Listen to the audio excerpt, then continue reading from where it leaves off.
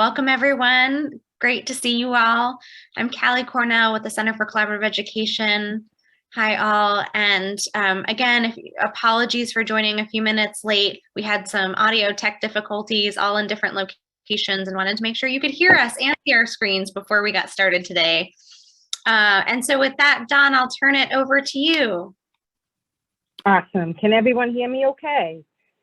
Team, I'm seeing a yes nod from the team, so that's great. Thank you, Callie. Welcome again, everyone. We are excited for you to join us again today for the Innovation Pathway Spotlight with West Springfield. We want to let you know as we get started that the webinar is being recorded and that you can actually have live closed captions if you like. And so in the top left-hand corner of your screen, you'll see that little red shape, rectangle, not square, that's there, and the arrow that is to the right of that allows you to go into closed caption if you would like. So please feel free to do so. Our team is the same group of folks that have been joining you all year.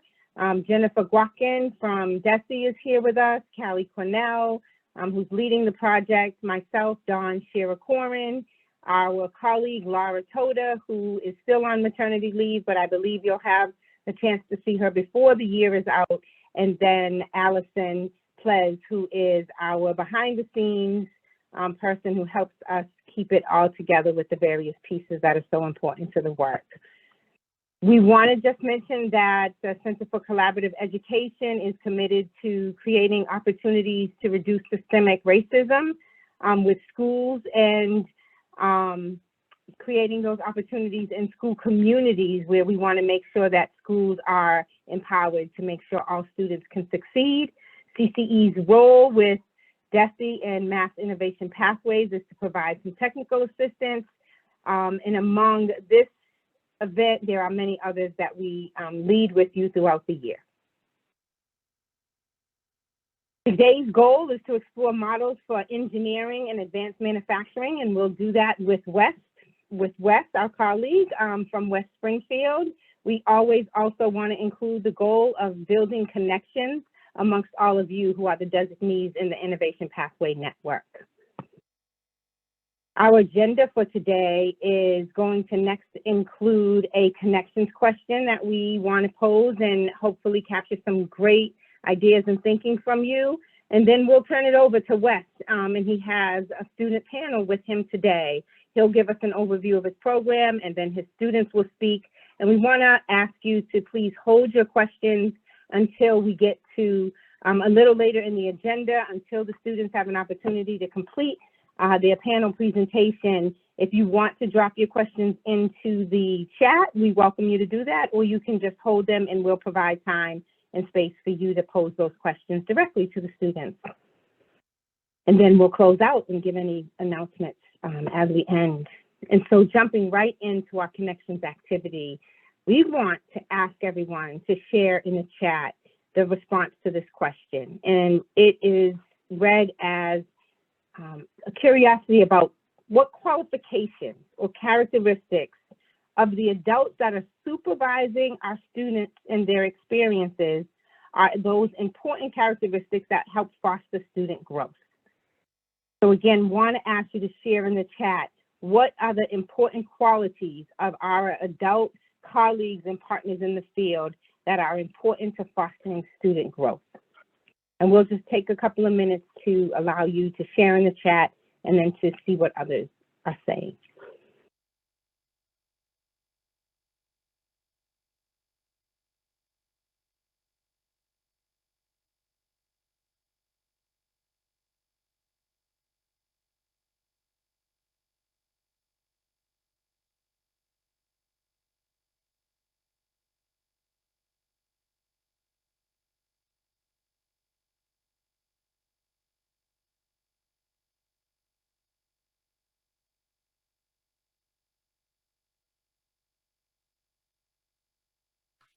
So seeing lots of things in the chat around patience and compassion, being able to make connections, be curious, engage with students, have an empathy stance, ability to build strong relationships.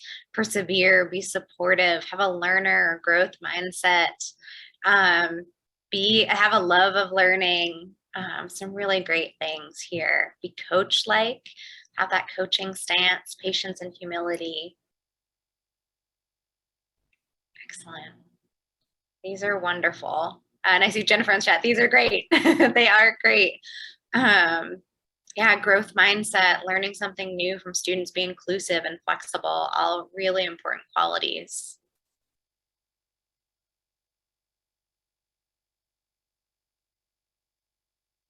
Yeah. Awesome. So thank you, Callie, for helping us to capture that. We thought that was such a great question to bring your voice into this space and to hear from you all of those important things that we need to keep in mind when thinking about our partners and fostering our relationships with them and what they have in mind for our students. So with that said, we are going to hand it over to you, Wes. Welcome, Wes, to our spotlight. I'm going to go ahead and give you the mic and mute from here. Thank you, Don. I appreciate it. Awesome.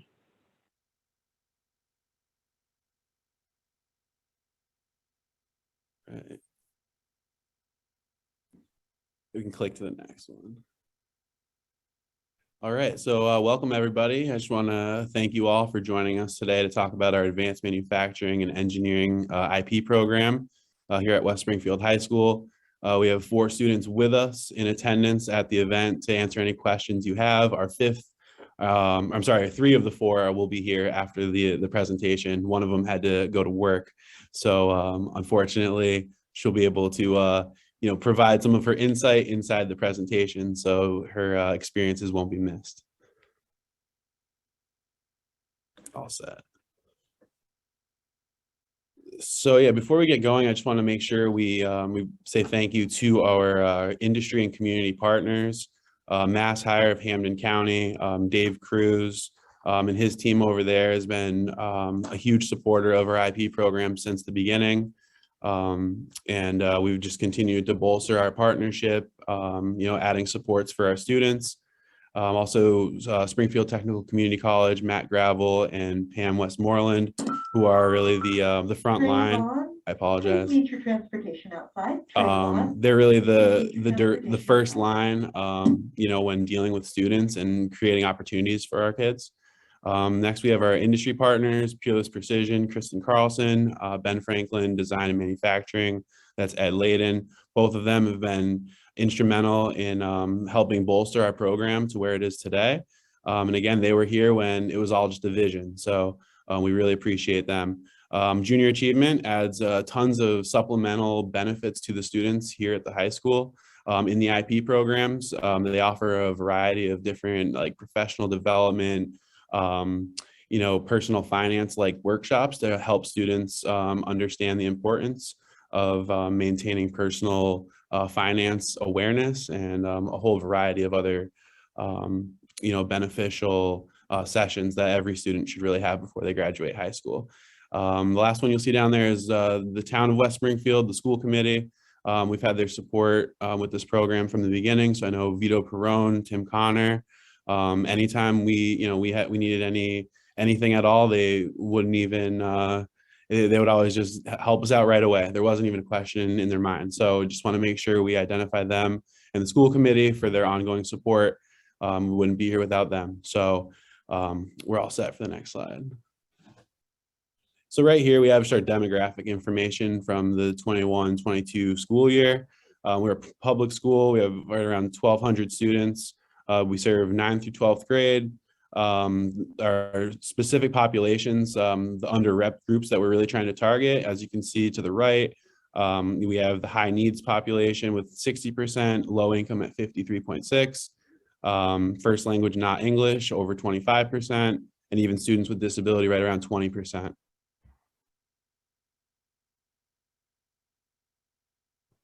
So as I mentioned, we have 3 of the 4 students on this slide here with us. So I'm actually going to have them unmute and introduce themselves. Hello, everyone. My name is Het Parikh. A little bit about myself. I'm a member of the high school band, the National Honor Society. I'm also a first-generation high school graduate and a college student. and I've been admitted to UMass Amherst to study mechanical engineering. Hi, my name is Ryan Hardy. I've been interested in robotics and programming ever since freshman year. I've begun taking computer science and robotics classes. Additionally, I'm a member of NHS, and I've been admitted to UMass Amherst Mechanical Engineering and plan to attend in the fall. Hi, my name is Ronald Singh, and I'm pursuing a degree in mechanical engineering and an MBA. And I'm a member of the Westside varsity football team. And a little bit about me is I was adopted from a third world country, and I'll be a first generation college student.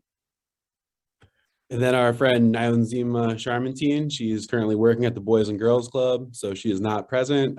She's interested in majoring in biomedical engineering at Western New England. She received a substantial amount of scholarship funding. She's participated in the West Springfield High School volleyball and track teams throughout her time here at the high school, and she was identified by the city of West Springfield as the Youth of the Year. All right, thank you. So before, we have our students talk about their experiences, I did want to give, everyone who's here just a little bit of background information about our program. In the years leading till now, we've really tried to streamline the process. Everything from scheduling students to enrolling them in courses that ultimately will transfer with them to, their next step in life. That was super important. But right here, you can see the pathway in a nutshell. It starts off with requirements 1 and 2, starting with robotics, tech drawing 1, which is more of a pencil paper type of design class. Once students complete that tech drawing 1 course, they're eligible for a tech drawing 2, which then switches over to SolidWorks. And we're going to talk about that a little bit as we move forward. After hopefully the freshman sophomore year, we have students begin taking courses both AP here at the high school, but also through our higher institution partners through STCC specifically. Students take English 101, they can take 102, Tech Math 1 and 2, statistics, pre-calc, calc, and engineering design with SolidWorks. What's really neat about having someone at the school such as myself, it really helps differentiating students and what they really want to do with their career. So this is a perfect example of where you're going to hear the differences in the types of classes that students took. But for instance, this is an instance where a student could go to pursue a bachelor's degree for mechanical engineering and takes a pre-calc calculus and move on that way, or they could actually go for an associate's degree focused in mechanical engineering technology. So there's a couple different off-ramps for students in this program. So regardless, the 5th requirement would be the IP capstone, which you'll hear about in a little bit.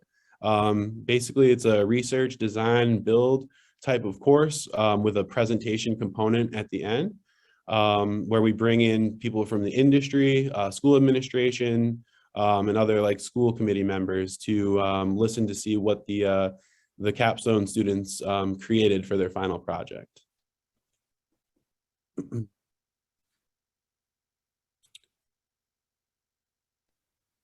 One of the classes I took in my freshman and sophomore year, robotics A and D. To the left, we can see a flowchart.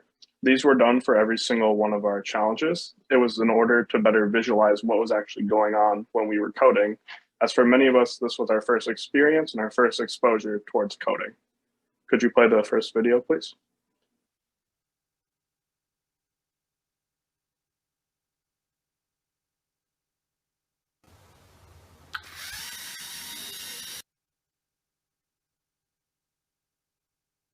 Just want to confirm the sound is coming through for everyone. Yes, we can hear it.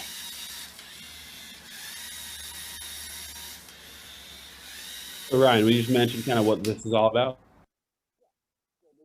One of the first challenges we did, the job was to code the robot so it wouldn't hit the wall. And as you can see in that video, every time it got close to the wall, the robot would successfully turn.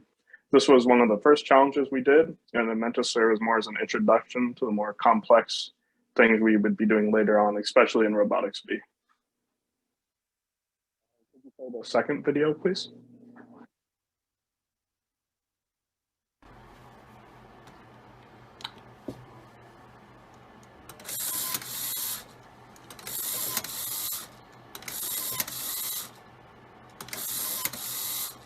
Ryan, you want to just explain what this is all about?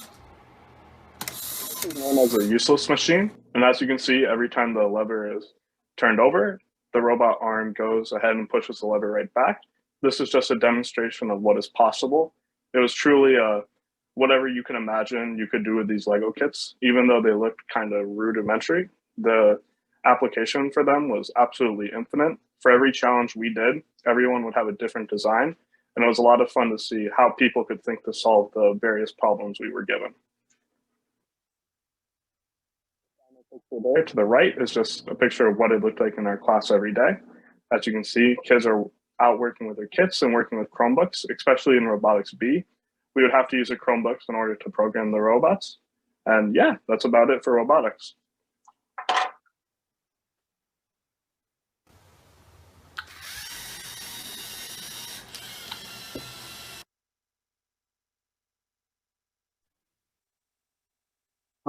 One of the classes was Tech Drawing 1, and Tech Drawing 1 is basically the introduction to designing and dimensioning parts of the builds. So we've used paper and pencil, and this is a key class to understanding all the different terminology used in drawings, and this is class is important, and it leads to Tech Drawing 2. And Tech Drawing 2 includes CADing, and with the base foundation in Tech Drawing 1, we're able to translate that over onto a computer.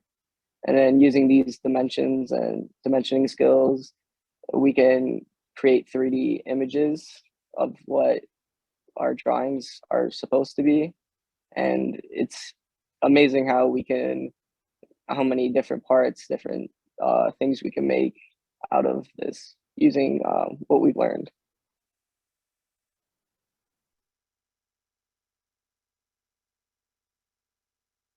All right. So those right there, we just talked about were the technical courses that are offered at the high school. So those fulfill, like I said, the technical requirements. What you see in front of you would be pretty much what the next step for a student would be. As if you look horizontally, you can see all of the pathways we have available at our school currently. Right now, we're just focusing on the advanced manufacturing and engineering. Currently, we don't have advanced placement courses at the high school, so that's why it says NA. But as you can see, our higher ed partner, STIC, comes in the clutch for us. You can see the list of the courses that I touched on earlier. These are all available to students through dual enrollment and various grants, competitive grants that we apply for. So, you'll hear from some of the students at the end of the presentation about the different courses that they've taken. But, those of you that have multiple pathways, this right here is an extremely beneficial tool that I use during course registrations. So it really helps me, show very clearly what types of courses are available for students on various pathways. So this is definitely something that could help you regardless of which pathway you have at your school. Thank you.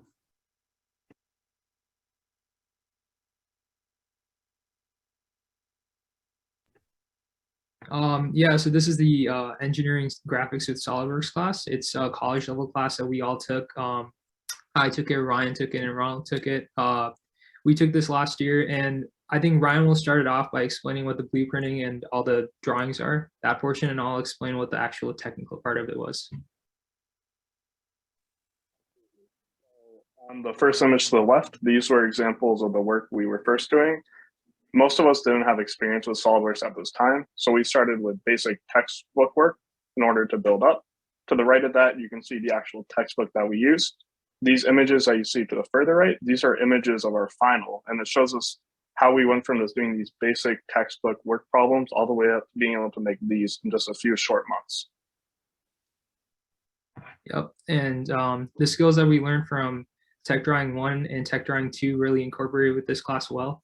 And you can see how the first drawing right next to the basic blueprinting textbook picture, that shows us like the assignment. And then to the right of that, we have the actual part that we created on SolidWorks. And finally, you can see how we created a actual engineering drawing that has all the dimensions and everything right there. And then I just wanted to mention something about this course. So just to kind of just to show you the commitment that STIC has with our partnership. This course was actually offered online due to the COVID restrictions. So obviously with that being said, there's going to be barriers for students. One, our students here at the high school have these wonderful Chromebooks. Unfortunately, you can't run SolidWorks on Chromebooks.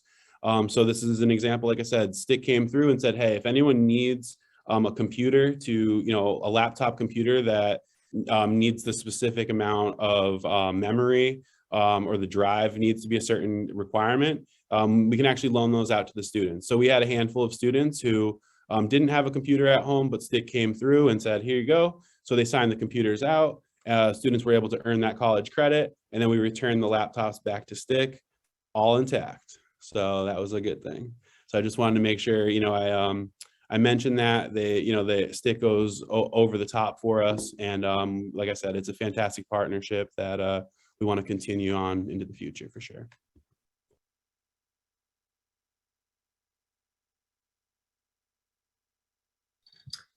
This is our IP capstone class. This is the final requirement for completing the IP program. So on the left, you can see how we're creating something in our 3D printer, and on the bottom is the actual part that's being made. So really what this class is, it's like a combination of really incorporating every skill that we gained from tech drawing, robotics, all throughout high school, and putting that all into this 1-year senior design class. So really what we're doing is working with each other, using each other's skills, and working with Mr. Bernard, the engineering teacher, and creating a project of our choice. So this year we decided to work on creating a CVT bicycle. So instead of a normal gear and chain setup, we're using cones and belts and making the gear change more seamless and smooth. So you can see me actually in that picture working on SolidWorks and designing how that's going to work. On the bottom, you can see all of us kind of looking at the bike, dismantling it, and sort of trying to add in all the parts. And on the right, you can see how we were creating an order list to send to Mr. Carter so that we can get the grant money for that, ordering the parts we need, and all that stuff.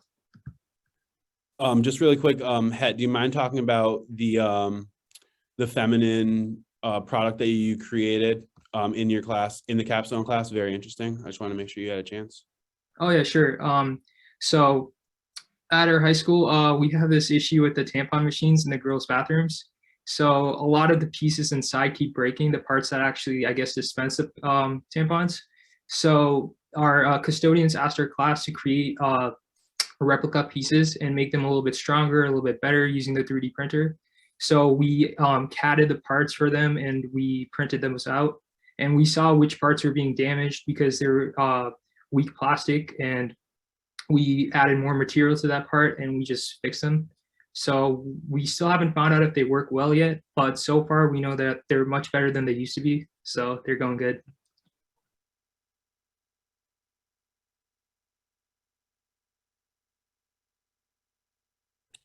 All right. So so basically what we just talked about were, those core requirements, right, for the IP program. We're talking technical courses, advanced courses, and capstone.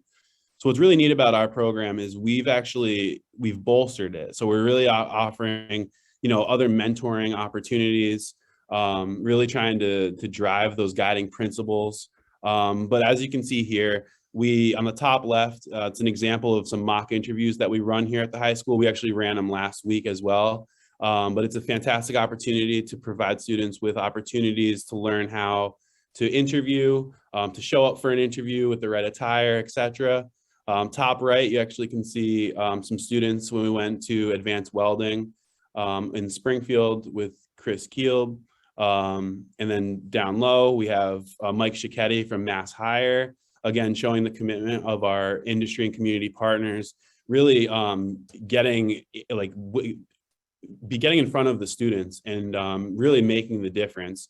Rather than just being a screen, we've had tons of opportunities for the students over their high school career to meet with tons of different personalities, and really gets them some experience to get that first job. And then bottom right is one of our current industry partners, Ed Layden from Ben Franklin Design and Manufacturing Company.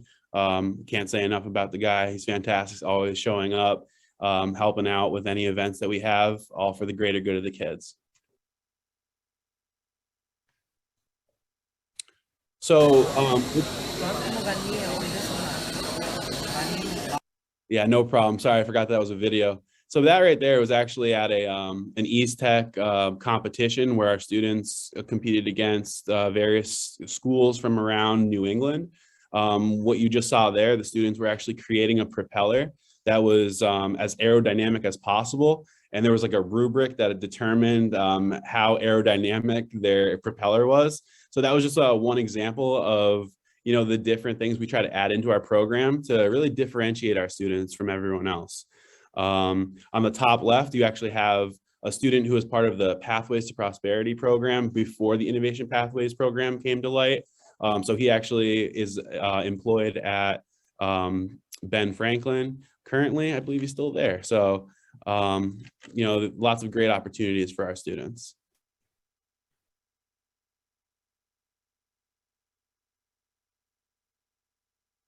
Do you want to play the video, Wes, or go to the next slide? I'll go to the next one. Yep, we're all set with that video. Thank you. Okay, and then again, these are just some more pictures of our students, getting out pre-COVID, of course. Top left, that's over at Doosan. They basically make fuel cells. So the students actually got to go to their manufacturing plant, and they actually got to see the whole process of a fuel cell from beginning to end. So that was a really cool experience. Top right, you have our trip over to Pratt and Whitney. Students were able to learn about engines and learn from some pilots from Pratt and Whitney. And again, we have Lennox American Sod on the bottom right, and then the Stick Mechanical Engineering Lab, which is where a lot of our students have spent some time. It's the last piece of this, right? Community service. We have a partnership with the Open Pantry and basically Rock 102 to help out with the Mayflower Marathon. That was up until COVID, but we're hoping that we'll be able to get out of the school and get our students some community service hours in the very near future. So it's a fantastic event where the students actually help scan in all the items, roll the turkeys around. They're getting some work experience. So the students definitely love that opportunity, and it's also community service hours. So that never hurts. All right. And then these can just play in any order. There's no specific order. So I'm wondering, it's 2:33, 35 almost, and I know that there have been a few questions that have come in the chat, and I'm wondering, open facilitation here, going to ask if this makes sense, if we actually give people a chance to ask some questions while we have you live and in person, and while we have Ronald, Het, and Ryan here, and that way we'll also, as a follow-up, send these videos to people who are here and to folks who registered for the webinar so that they can view them after the webinar. But I'm thinking about capitalizing on the time that we have you all here and asking questions. Wondering, Wes, how does that sound? And to Ronald, Het, and Ryan, how does that sound to you to be able to take some time instead of watching the videos to be able to answer some questions from people that are here? Let's see them think on their feet. That's fine with me. Yep, same. Excellent. So feel free for those who are joining us to put in your questions in the chat. We had a few come through already, or you can come off mute and ask. But we did have a question come in from Michael, and Michael Brownstein asked, what advice would you give to other students who are interested in taking courses or being part of this pathway? Like what advice would you give them if someone's just starting out within the pathway? One, I would just say to go for it, because I feel like any interest you have in any of this, because the Innovation Pathways is such an expansive, such a very just all-encompassing program that if you show any interest in manufacturing, engineering, even STEM in general, I would say just try it. You might find out, like me, that you love it. You might find out that it's not for you, but it's great that this program lets us actually get this experience at such a young age. Because without it, I would have no idea that I would want to be going towards mechanical engineering starting next year. Thank you, Ryan. Really powerful. Ronald, I see that you're off mute as well. I would agree with Ryan. I would say it never hurts to join, and that it's a great experience to have, because for me it helped the college experience, getting ready and everything. It helped me so much, and it really helps out being easier than running around and being panicked. Yeah, I agree with all those guys, and they said just try it out, which is absolutely true. In my freshman year, I actually went into the medical pathway because that's what I thought I was interested in. I tried it out, I went through the program, and then I found out I actually like engineering better. So I'm really glad I got to figure that out in high school rather than spend a year in college and have to waste my time there. But yeah. Thank you all for sharing. We have a couple of other questions that have come in through the chat. And Jean asked, are the technical courses that you have year-long, or are they semester-long courses? And so this might be a question for Wes, but anyone can feel free to answer. No, you know the answer to this. Go ahead. Yeah, they're all semester-long classes, and the only one that's the year-long class is the IP capstone class. Excellent. And then another question is, did you have an internship experience as part of the program? Or did you have a capstone? You could talk a little bit about that experience. I know that was part of the videos that you all shared, just sort of sharing some of that information, but I wonder if you could share some of that here with the folks who are on the webinar, is if you had an internship or a capstone, or what was that experience like for you? So just really quickly, so just like the umbrella statement on this, our pathway was designated with a capstone component. However, every student had opportunities to work as a freshman year. Just wanted to say that that's the answer to that question, and then feel free to talk about whatever you guys want. Yeah, so usually what happened was students in the program, or at least in this pathway, would take internships with like other engineering facilities, but because of COVID, I don't think any one of us got an opportunity to do that. But before COVID, what me and Ryan did was work at Camp Weber, which is a summer camp here in West Springfield. And we took the summer work program, which is also part of the Innovation Pathways program. So it's like a 6-week program where students get a job. Usually freshmen and sophomores get jobs, something simple like the Boys and Girls Club or summer camp. And then juniors and seniors get something specific for their pathway. But that's what me and Ryan did, was the summer camp.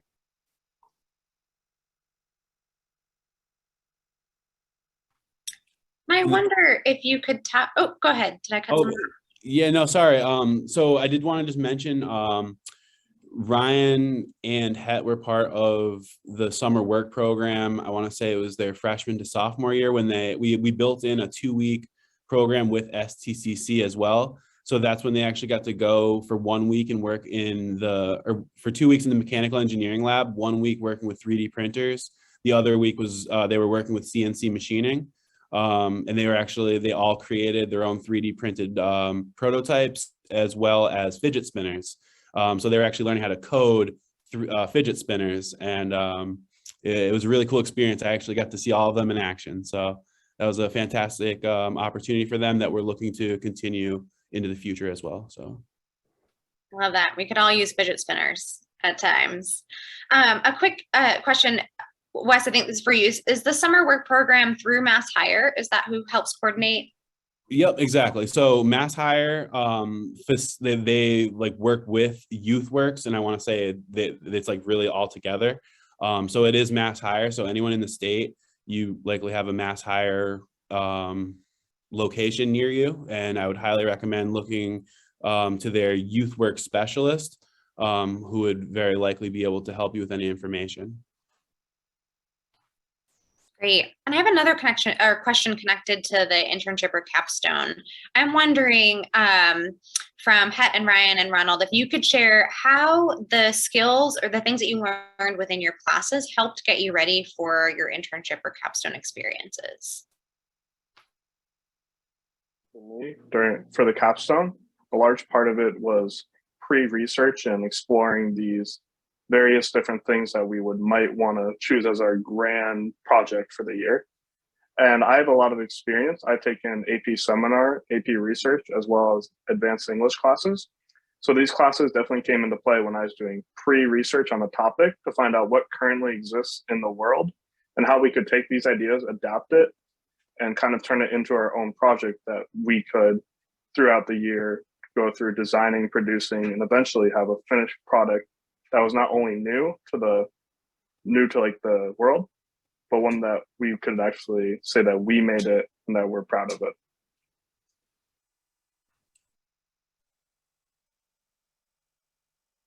it. Can you just touch base on that? Your perspective on that?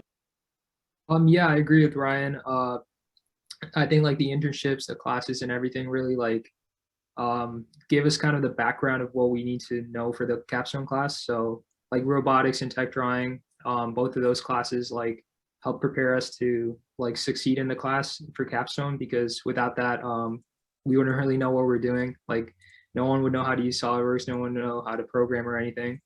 And I think like just like some of us didn't take all of the classes. So I know I took tech drawing and I took robotics, but some other students in our class didn't take all of those. So basically everyone has like different skill sets. So it's kind of nice to use everyone's skills and kind of work together as a team, which is really like a big part, the collaboration and learning to work with each other and learning to identify what we're trying to do and just stay on topic and just kind of get the product finished.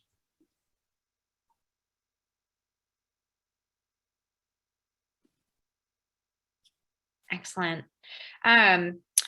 A logistics and materials question, Wes, do you have a machine or fabrication shop on site at the high school, or you partner with a local business or higher ed to do that? So, so we actually, through the Mass Capital Grant, we received funding for a CNC machine. So we're in the process of integrating that into our curriculum. We just have to go through some trainings and, you know, get our teacher up to snuff before we teach the class. But our 3D printer, which we purchased through that, was already been integrated. That's what you saw earlier. That was the component of part of the bike in the 3D printer. So, you know, we've also thought about the possibility of actually partnering up with our Chapter 74 in-town CTEC to see if we can have our capstone students work in collaboration with some of the students in the CNC machining program, just to see, you know, some overlap.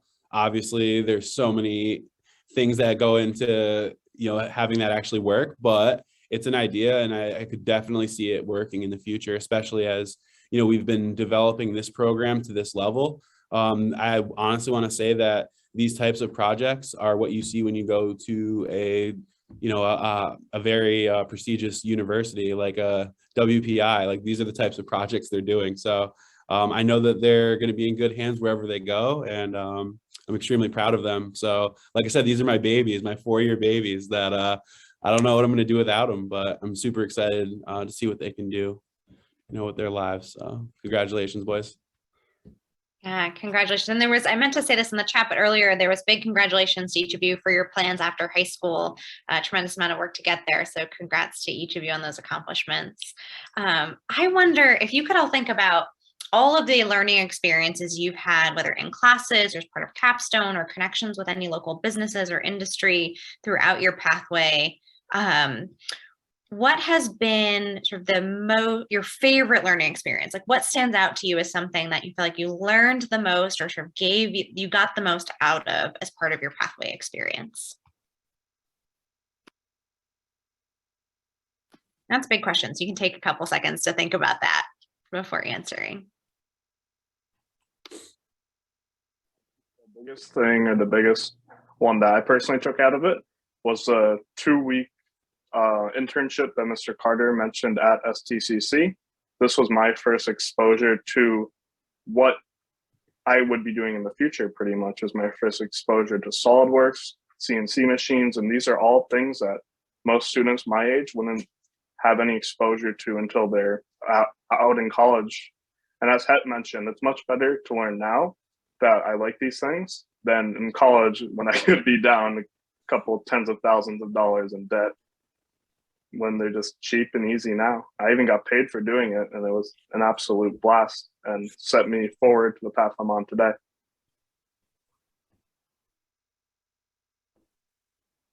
For me, my most impactful thing was the dual enrollment program.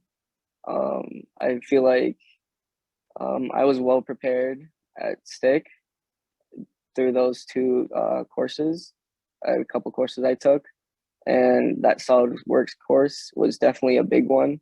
Helped me out so much with like the projects we've been doing in our capstone class, and it also gave me like an idea of what college classes would be like regarding to workload and like what styles of teaching there are for teachers, and how it would be, and able to manage that with like my work schedule, and then how I would be able to do many different things I wanted to do, but also stick through with those college classes. Yeah, I actually agree with Ronald there too. I guess the dual enrollment program was like my most significant achievement, I guess. I took about like, I want to say 8 or 9 college level classes. So I earned about like 30 college credits. And all of those credits, Mr. Carter helped me to make sure that they will transfer to me to UMass. So that will save me like a lot of money and a lot of time. And I got a lot of experience just managing high school, managing band, managing everything I do. And with those college classes, learning how they work, what to do in them, and all that stuff. I think that's like my biggest, like my most favorite thing about the program that I did. So amazing to hear all of that from each of you. And I wonder, you each mentioned, I'm sure, the dual enrollment or college level courses. And I wonder how you knew you were ready. Like, how did you know that you were going to be prepared to participate in a college level course? You know, and you know, you just took 8 or 9 courses, which is a tremendous workload and a course load, even for someone who is a full-time college student. And so what made you feel like you were prepared and ready for those courses, and what sort of help did teachers or other folks help give you to make sure that you had the right kinds of supports to be successful in those courses? Yeah, that was like a big thing that I was nervous about when I started off. I wasn't sure how I'd do in the classes, if I was going to hate it or if I was going to like it. So Mr. Carter actually helped me out a lot, basically by figuring out like how my grades were going in high school and seeing how I was like a decent student. I wasn't doing bad, so he thought I was pretty ready for it, and I did too. The thing with STIC is they have you do a placement exam for most of the college classes, so that kind of determines, I guess, in a way, how ready you are for the class. But on top of that, Mr. Carter really pushes you to take like at least one college class and see how it is. So usually junior year or senior year is when you would take one. I started at the beginning of my junior year, and I guess like taking the class, I took like 2 just to start off with. I mean, I should have just taken 1, but I did good in both. Usually all students take like 1 to try out, and they'll see how that goes, and if they like it or if they're doing good in it, they'll continue and take more. And to see like the help that you get, usually the professors are always willing to help you. Mr. Carter is always there to help us if we need any help, if we're like backed up on work or anything. And yeah.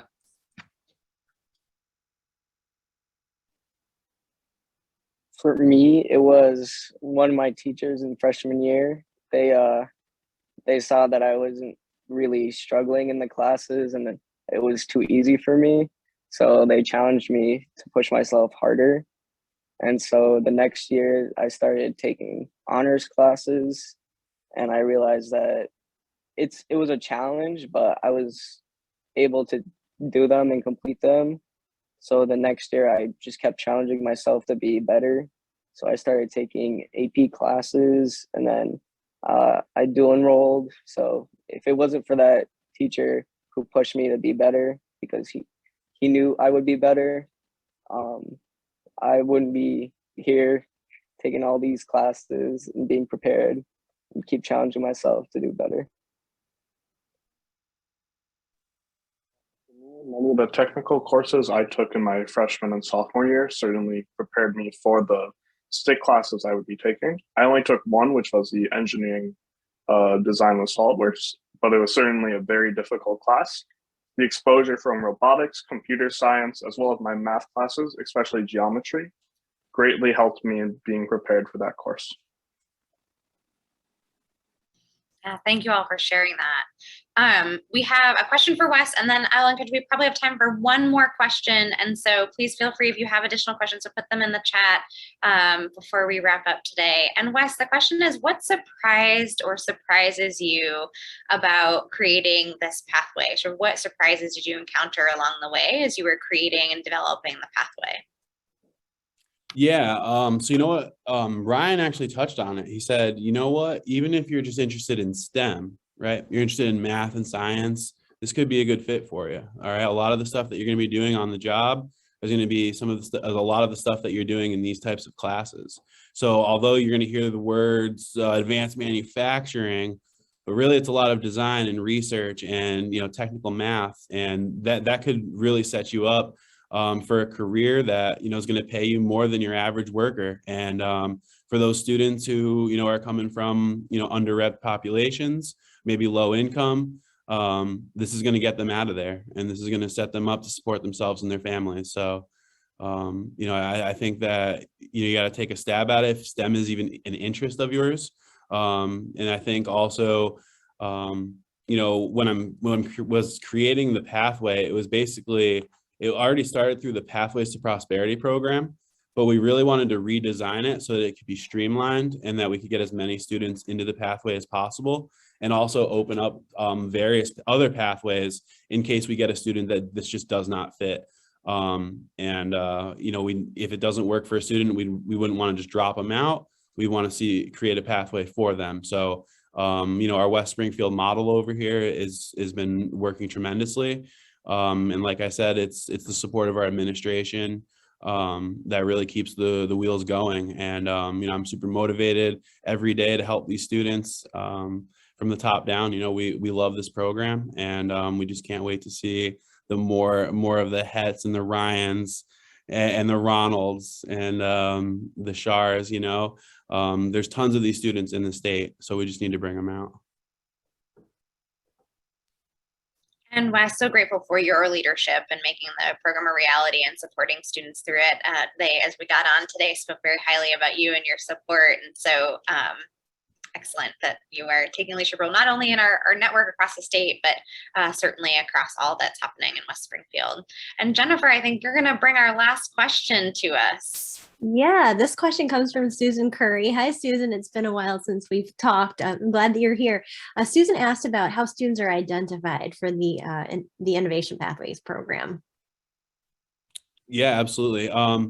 So if you were to ask me that 3 years ago, it'd be different than you are asking me now. Now I go down to the middle school 3-4 times a year, and it starts with MIFA Pathway.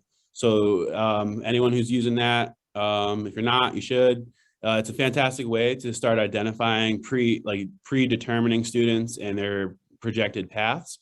What helps me is it helps me determine, hey, who are my Chapter 74 students? Who are we trying to get off the table from that general ed population? And then we're trying to almost go like all in, because if, you know, we have various innovation pathways and there's all those support services, why wouldn't a student be in this pathway, especially when we're creating tons of different opportunities through dual enrollment, lowering barriers, you know, for admission into the courses, various higher ed institutions, so that we can grow the program to scale. These are all things that need to be considered, and you know, we're just excited. We are where we are, and like I said, the buy-in from the district and our industry partners and higher ed partners has just been phenomenal. So, you know, we're really excited to keep going and, you know, help the state out in any way we can, because like I said, there's so many kids that would benefit from programs like this. And we just need people to open their eyes to it. Excellent. And unfortunately, that's the end of our time. This was the fastest hour of my week so far. Ronald, Ryan, Het, Wes, thank you so much for being here, for sharing. We'll give a virtual clap and thumbs up in our using our emojis across everyone. But so appreciate you sharing your experience and sharing your learning and sharing where you're headed next. And we have a couple of quick brief reminders for the end. And so if you could hang on for just a few moments, we have some upcoming event reminders and then some things coming up that we want to just touch base on. And so we have a couple of events. We're sort of rounding the corner towards the end of the year. And so we have our final workshop of the year coming up on March 30th. So in that workshop, we'll talk about advising, recruiting, marketing, and family engagement, and sort of have lots of information, resources, and time for you to connect with colleagues around those topics. And we've heard from lots of you that those are topics of interest. And so the March 30th workshop registration will be coming out very shortly. So keep an eye out from an email from us about that. We have a webinar on April 12th, which will be highlighting both innovation pathways and early college. Many of you already do or are thinking about how both of those programs, both of those designations should support and live together within your school and within your district. And so inviting our DESE colleagues and some examples from a few districts across the state to talk about what that synergy looks like within their buildings for these program offerings and how to support students in making decisions to take advantage of programming in one versus the other, or perhaps both. And then finally, our last webinar of the year will be for new designees. We had a tremendous amount of folks who applied for designation this year for new pathway programs. And so it's a webinar to support them. And so we're calling it your designee. Now what? There's so much excitement and so much work that goes into preparing the application. And then once you have a designation, sort of how do we think about supporting, what are the priorities, what are the next steps to be ready for launch in the fall. And so we'll gather some alum of our Innovation Pathway Network to talk and sort of share their experiences in prioritizing and bring some resources to help you all support thinking about next steps after receiving designation. As always, the Innovation Pathways FAQ guide is there for you, and you can register for any of our events at this tiny URL link that's at the bottom of the screen and that my colleagues will be sharing in the chat. So you also can access any of our previous event resources there. So past webinars and workshops, today's videos that we didn't, the pre-recorded videos that our students put together that we didn't get to see, we'll share those there. We'll also make sure to email you afterwards with those so that you can hear and take a look at the videos that they put together. And then our final request in our last 2 minutes today, which is on the next slide, is to complete a survey. We have a very brief survey that we'd like for you to complete. As always, we look at each and every one of the surveys that you all complete about how your learning experience went today. How was today's webinar? How was today's panel for you? And what can we do better to improve your learning together as a learning community in an online space? And so Allison has just put that link in the chat, that SurveyMonkey link. So we encourage you to open that up. It'll take literally less than a minute to complete the survey, and we ask that you do that today. And if you're not able to do it right now, if you could open up that link, keep it open on your desktop until you're able to get to it later today. We really appreciate and do in fact look at each and every one of your pieces of feedback that you leave us.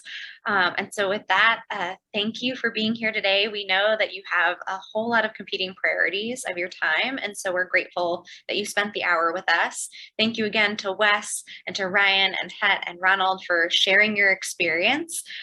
We're so grateful for your preparation for today and for you being with us and for your being willing to be flexible and answer all of our questions along the way. And we look forward to seeing you throughout the network, all of the Innovation Pathways Network folks at our events coming up, and particularly at our March 30th workshop. Thanks so much. Have a good afternoon. We'll talk to you soon.